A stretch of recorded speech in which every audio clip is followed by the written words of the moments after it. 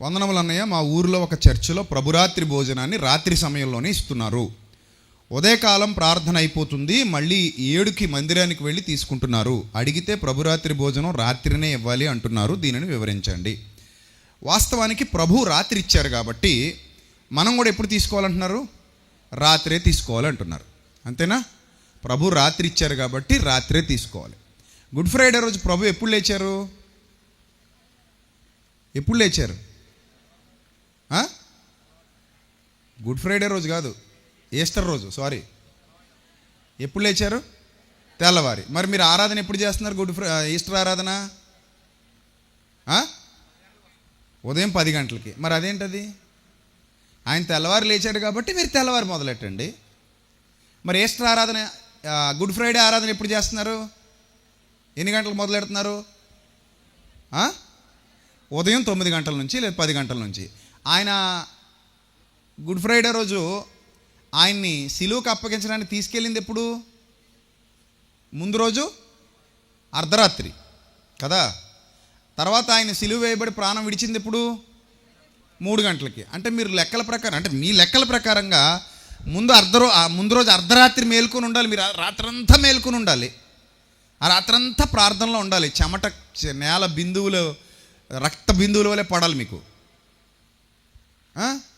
అప్పుడు 3 గంటల దాకా మీరు ఆరాధన చేయాలి. మరి ఏమి లెక్కలో ఏం మాటలండి ఇవి? ప్రభు రాత్రి తీసుకున్నాడు కాబట్టి మనం రాత్రి తీసుకోవాలి. ప్రభు పగలు తీసుకున్నాడు, మనం పగలే తీసుకోవాలి.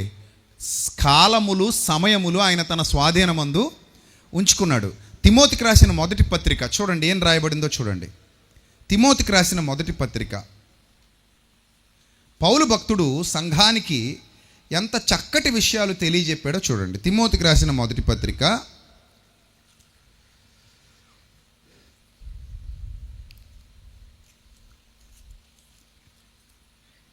క్షమించండి, 2వ పత్రిక 4వ అధ్యాయము 2వ వచనం.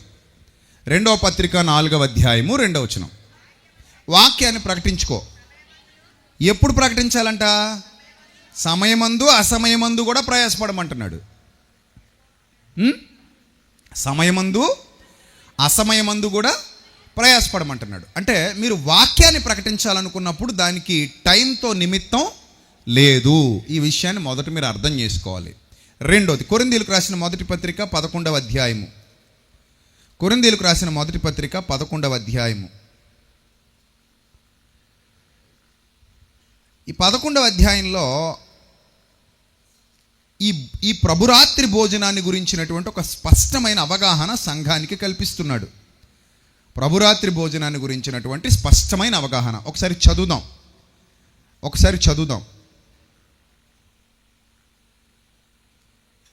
21వ వచనం.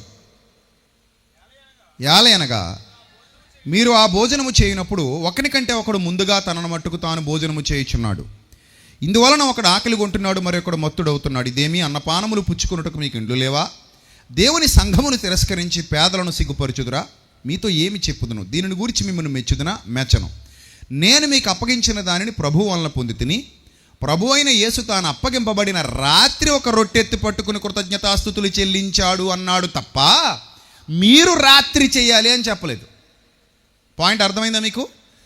ఆయన అప్పగింపబడే రాత్రి ఆ పని చేశాడు. అది మీరు చెయ్యండి. ఎప్పుడు మీరు కూడి ఉన్నప్పుడెల్లా దీనిని చేయుడి. మీరు ఎప్పుడు కూడుకుంటారు ఆరాధనల్లో? ఒక్కొక్కరు తమ వెసులుబాటును బట్టి ఒక్కో సమయాన్ని నిర్ణయించుకుంటారు. అలా ఎవరికి వెసులుబాటున్న సమయం ఎవరికి ఉందో ఆ సమయంలో వాళ్ళు ఆరాధనలో పాల్గొంటారు. ఆ టైంలో వాళ్ళు ఈ ప్రభురాత్రి సంస్కారాన్ని తీసుకుంటారు. అసలు ఎందుకు తీసుకోవాలి అనేది వదిలేసి ఎప్పుడు తీసుకోవాలనే దాని మీద దృష్టి పెట్టడమే తప్పు. పాయింట్ అర్థమైందా మీకు? ఎందుకు తీసుకోవాలనేది వదిలేశారు, కానీ ఎప్పుడు తీసుకోవాలనే దాని మీద దృష్టి పెట్టారు. మనకి ఎప్పుడు కాదు ముఖ్యం, ఎందుకు ముఖ్యం. ఎందుకు ఇంతకీ ప్రభురాత్రి భోజనం ఎందుకు తీసుకోవాలి చెప్పండి, ఎవరైనా చెప్పగలరా? ప్రభురాత్రి భోజనం ఎందుకు తీసుకోవాలంటే మనం ఆ వారమంతా లేదా నెలంతా చేసినటువంటి పాపాలు ఏవైతే ఉన్నాయో వాటిని ప్రభు సన్నిధిలో ఒప్పుకొని విడిచిపెట్టేసి ఆ పాపాలు జ్ఞాపకం చేసుకోవడానికి తీసుకోవాలి. అవునా? చెప్పండి, ఎంతమంది నిజం అంటున్నారు? చేయి చూపించండి. అబ్బా, ఇంకా అబ్బా, ఇంకెంతమంది ఉన్నారు? అది మీరు బైబిల్ చదవడం. అలా ఉందా బైబిల్లో? నెలంతా చేసిన పాపాలు గుర్తు చేసుకుని వారం అంతా చేసిన పాపాలు గుర్తు చేసుకోవడానికి రొట్టె ద్రాక్షరసం తీసుకోమని ఉందా బైబిల్లో? మరి ఏముంది చూడండి, ఏముంది అక్కడ చూడండి, ఏముంది? దీనిని గూర్చి మిమ్మల్ని మెచ్చను 24 వచనం, దానిని విరిచిది మీ కొరకైన నా శరీరము, అది మీ పాపాలు జ్ఞాపకం చేసుకోవడానిక, నన్ను జ్ఞాపకం చేసుకోవడానిక? ఏం జ్ఞాపకం చేసుకోవడానికి? మీ పాపాలా నన్న? ఇది తీసుకెళ్ళండి నాన్న. మీ పాపాలు జ్ఞాపకం చేసుకోవడానికి కాదు. ఎందుకు? నన్ను జ్ఞాపకం చేసుకోవడానికి. అంటే నన్నంటే ఆయన మరణమును ప్రచురించాలన్న బాధ్యతను జ్ఞాపకం చేసుకోవడానికి మీరు రొట్టె ద్రాక్షారసం తీసుకోవాలి. ప్రభు యొక్క శరీరము, ప్రభు యొక్క రక్తమునకు సాదృశ్యంగా తీసుకోవాలి. సో ఈ విషయాన్ని మీరు అందరూ గుర్తించాలని నేను కోరుతున్నాను. గుర్తించాలి, విషయం మీద అవగాహన రావాలి. ప్రభు యొక్క మరణాన్ని ప్రచురించవలసిన భారము, అనగా సువార్త ప్రకటన చేయవలసిన భారము నా మీద మోపబడి ఉన్నది. అయ్యో, నేను సువార్తను ప్రకటింపకపోయిన ఎడల నాకు శ్రమ. ఆ బాధ్యత ప్రభు యొక్క మరణాన్ని జ్ఞప్తికి తెచ్చుకుంటున్నప్పుడు నాకు కలుగుతుంది. అయ్యా, నీవు నా కొరకు మరణించావు, నా కొరకు శరీరధారిగా ఈ లోకానికి వచ్చావు, నీ బాధ్యతను నాకు అప్పగించి ఈ లోకాన్ని విడిచిపెట్టి వెళ్ళావు గనుక నేను నీ కొరకు బ్రతుకుతాను, నీ చిత్తాన్ని నెరవేరుస్తాననే సంసిద్ధత ప్రతి క్రైస్తవుడికి రావాలి. అందుకే నేను ఎప్పుడు సంఘానికి చెప్తాను, అరే నాయన, సంఘానికి వచ్చావా, వచ్చాం వెళ్ళాం అన్నట్టు ఉండకో, బాధ్యత తీసుకో. నీ ద్వారా ఎంత సువార్త పని జరుగుతుంది లెక్కలేసుకో.